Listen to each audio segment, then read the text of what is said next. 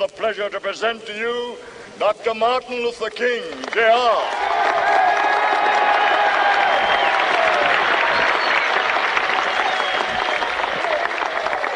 I am happy to join with you today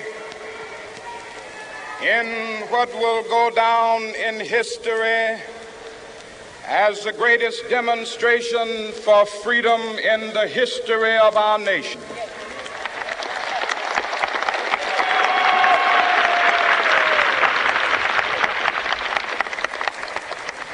Five score years ago, a great American in whose symbolic shadow we stand today signed the Emancipation Proclamation. This momentous decree came as a great beacon light of hope to millions of Negro slaves who had been seared in the flames of withering injustice. It came as a joyous daybreak to end the long night of their captivity. But 100 years later, the Negro still is not free. 100 years later, the life of the Negro is still sadly crippled by the manacles of segregation and the chains of discrimination. 100 years later, the Negro lives on a lonely island of poverty. I have a dream that one day this nation will rise up and live out the true meaning of its creed. We hold these truths to be self-evident, that all men are created equal.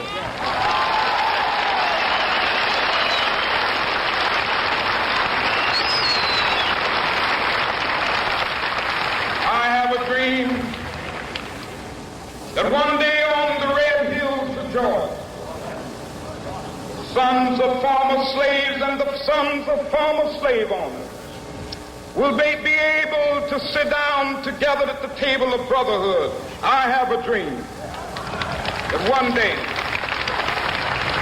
even the state of Mississippi, a state sweltering with the heat of injustice, sweltering with the heat of oppression, will be transformed into an oasis of freedom and justice. I have a dream.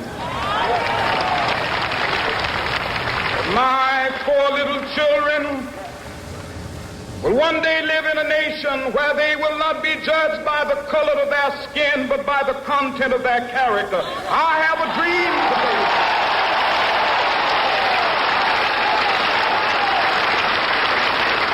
I have a dream that one day, down in Alabama with its vicious racists, with its governor having his lips dripping with the words of interposition and nullification. One day right there in Alabama, little black boys and black girls will be able to join hands with little white boys and white girls as sisters and brothers. I have a dream today.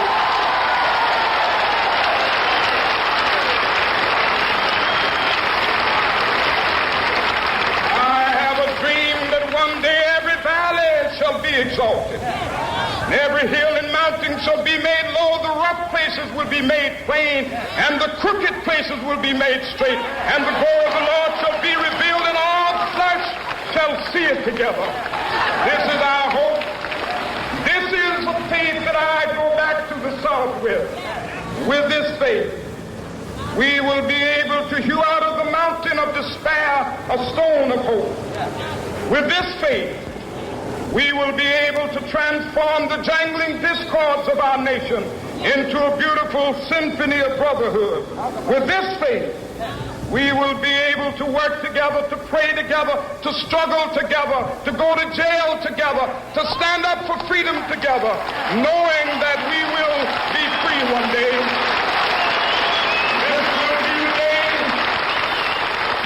This will be the day when all of God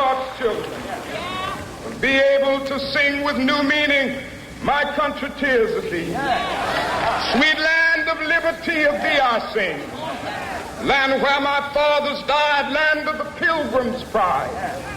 From every mountainside, let freedom ring. And if America is to be a great nation, this must become true. And so let freedom ring. From the prodigious hilltops of New Hampshire, let freedom ring. From the mighty mountains of New York, let freedom ring. From the heightening Alleghenies of Pennsylvania, let freedom ring. From the snow-capped Rockies of Colorado, let freedom ring. From the curvaceous slopes of California. But not only that, let freedom ring from Stone Mountain of Georgia. Let freedom ring from Lookout Mountain of Tennessee. Let freedom ring from every hill and molehill of Mississippi, from every mountainside. Let freedom ring, and when it happens, when we allow freedom ring, when we let it ring from every village and every hamlet, from every state and every city, we will be able to speed up that day when all of God's children, black men and white men, Jews and Gentiles, Protestants and Catholics, will be able to join hands and sing in the words of the old Negro spiritual, free at last, thank God.